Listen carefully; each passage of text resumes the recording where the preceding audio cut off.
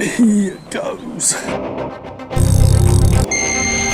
Stunning male tench. A pellet-o, krill pellet-o.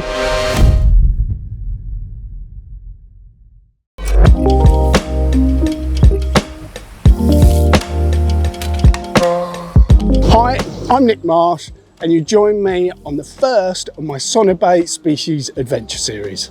In this episode, we will be tench fishing, and I'm fishing a lovely 3.5 acre lake with feeders, but our tench fishing doesn't go exactly to plan, but in a good way.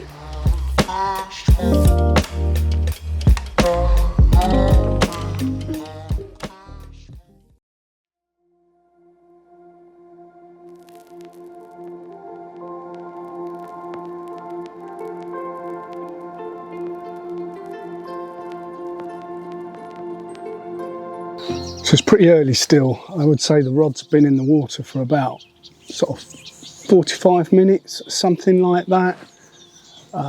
Nothing's happened so far. Got one little knock on the right hand rod. I've decided to tuck them fairly close in. I can bait up really easy. I find it better to tuck in and then work my way out into the pond. So I haven't got lines out in the water straight away. Just see if I can nick a quick bite in the edge. And yeah, we will see what happens, but very, very quiet at the moment.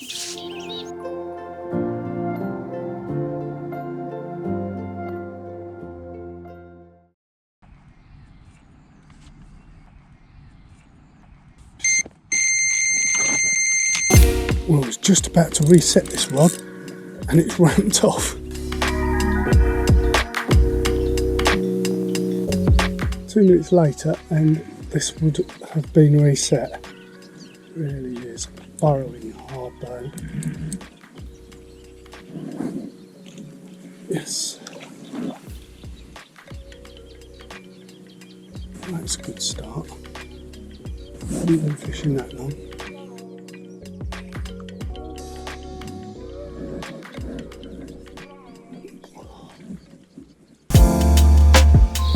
Just about to reset this rod and this little scamp has torn off with it. Not the bigger tench that we're after, but it is a start. I took a little band and wafter. We've only been fishing like about 45 minutes or so, so hopefully there'll be more to come.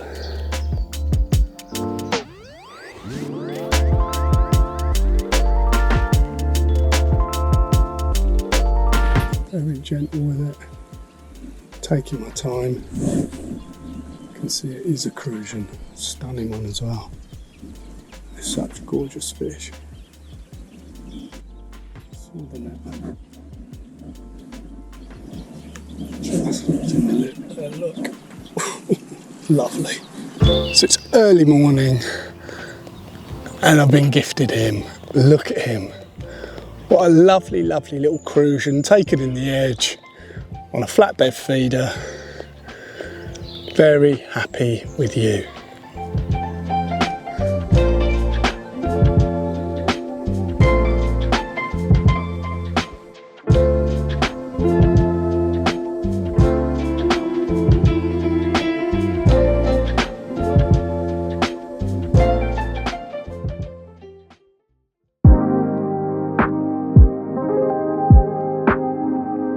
So a pretty good start there.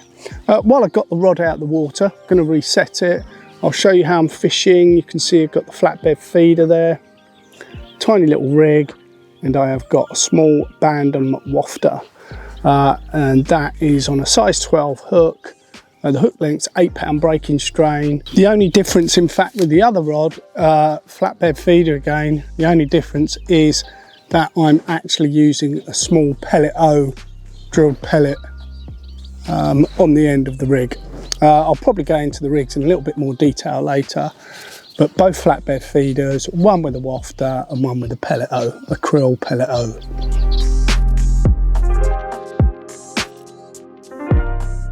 Smashing.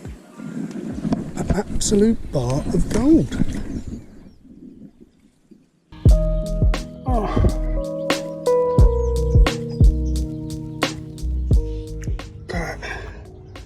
It's a big cruising. We've beaten the £3 mark. Happy days. Well, the sun's got up in the sky. The rod ripped off and it was this stunning fish. Look at him. A lovely, lovely cruising carp over the magic £3 mark, this one. Just £3 1 ounce. A very, very special fish. Stunning.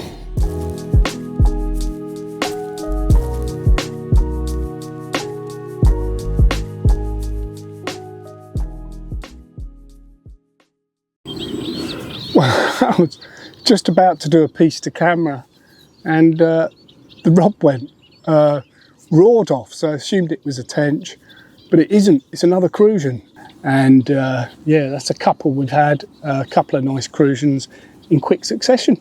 So let's get it out and have a look. Well, obviously I was asked to do a tench video. Of course I'll do a tench video, I said. But very quickly turning into the most amazing crucian session I've had in a long time. It's another £3 absolutely corking fish. Look at the depth of it. Really pleased with that. Well, I am confident some tench will come along, but until then, I'm more than happy catching these.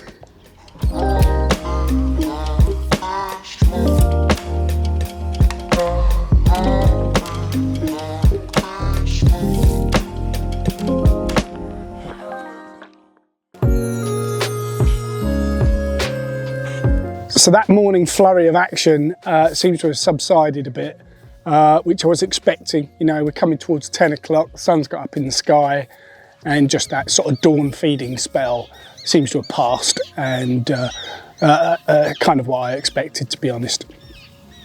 It does give me the opportunity to go through some bait, and specifically what I'm putting on the feeder. These are the sticky krill pellets. To be honest, these couldn't make feeder fishing much more straightforward.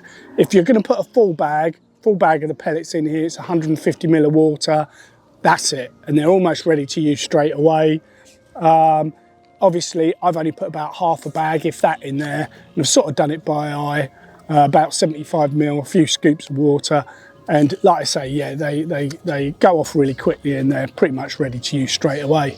I think what also is making a difference is the feed that I'm putting over the top. I'm just using the 2mm feed pellets, just a little bit of hemp as well. So a lot of small food particles that are just keeping those fish grubbing around and just keeping them in the area for a bit longer. Obviously, the longer we keep them in the swim, the more chance we've got of getting the bite that we're after.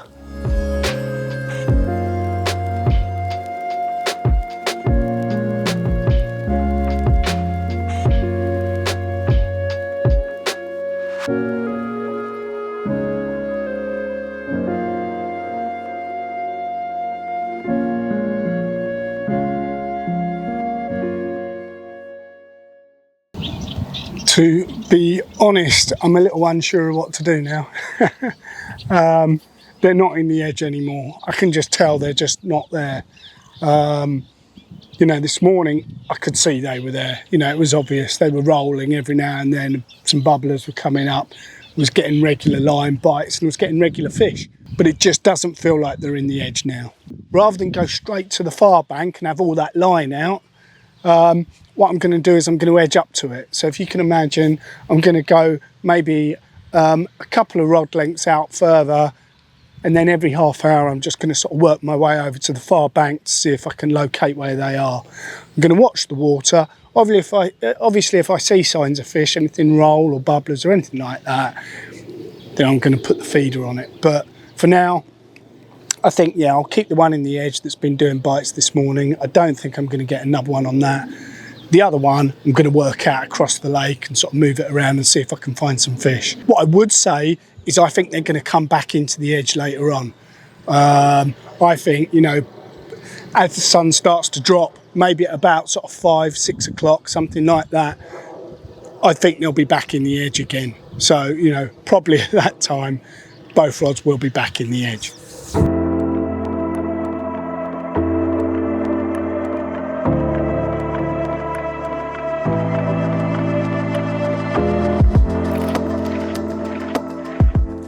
Here we go at last. The tench comes in. And they are out in the lake. There we go. That's what we've come to catch. Not that I'm complaining with those crucians, they're absolutely stunning. But this is what we originally wanted to come and catch. The fish are definitely out in the lake a bit more. So now that we've found them, let's hope that we can string together a few.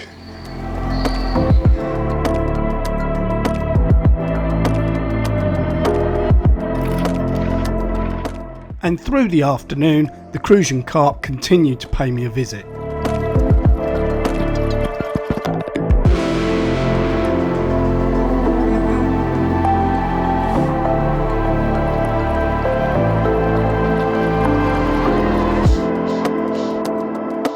I kind of rattled through the rig earlier on in terms of what I'm using, so I'm just going to quickly go through it in a little bit more detail.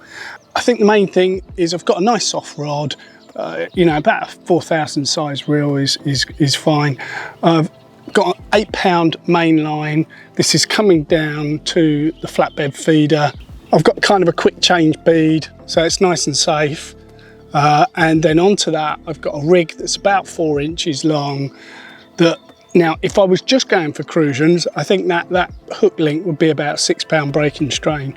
But because I'm sort of after the tench as well, and they do grow fairly big in here, and also we've got quite a lot of bankside cover. You've got reeds, you've got pads, so just to be sure, I've got an 8-pound hook link.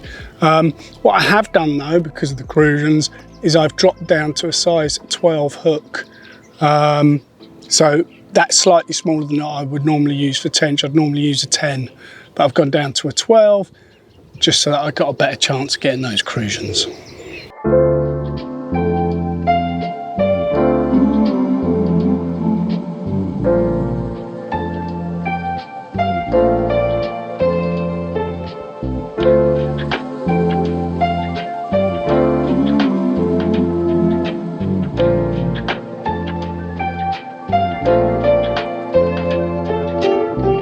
Carried on feeding in the edge, and it worked.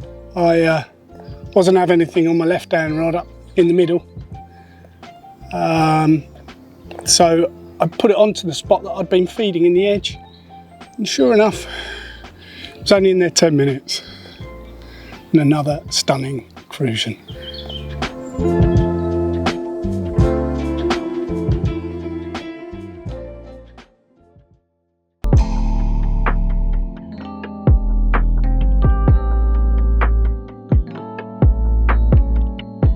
As you might be able to tell, it's got very warm and windy now.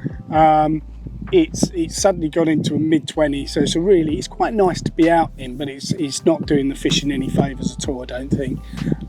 Not had anything for the last couple of hours, and to be honest, I don't think anything's going to actually happen now until sort of like 4 or 5 o'clock, and maybe through the evening. Wouldn't surprise if we catch up then, and hopefully we'll have some fish.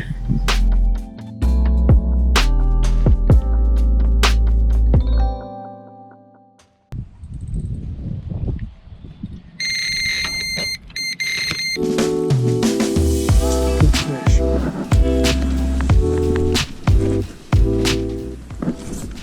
Come on. Yes.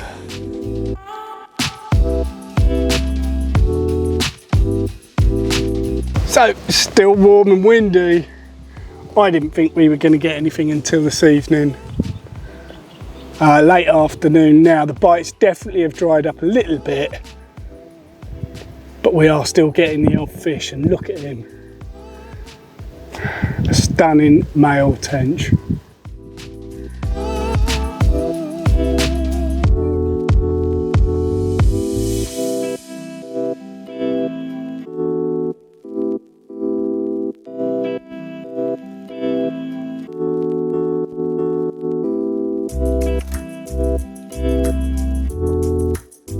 So, a flatbed feeder, some of the sticky krill pellets. And look at that stunning crusion. Well pleased with that.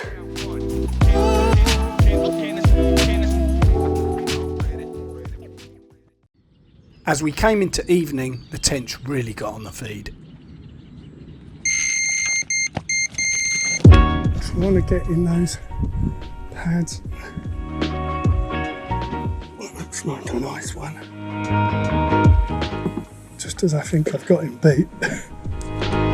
And here it goes.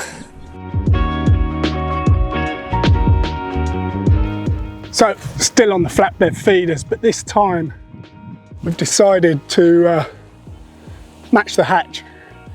A pellet O, krill pellet O, on a flatbed feeder that's got the sticky krill pellets on. And yeah, what a stunning tench. Really fought well. Whoa, whoa, whoa. Bit frisky, so I'll get him back.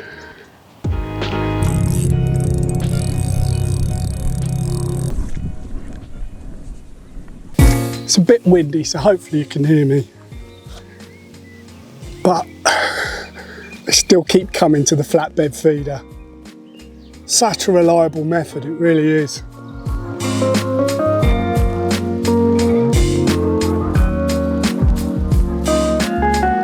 Absolutely tore off.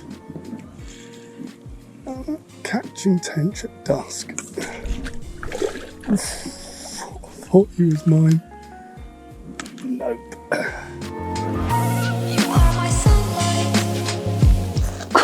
So, I think this is going to have to be the last one.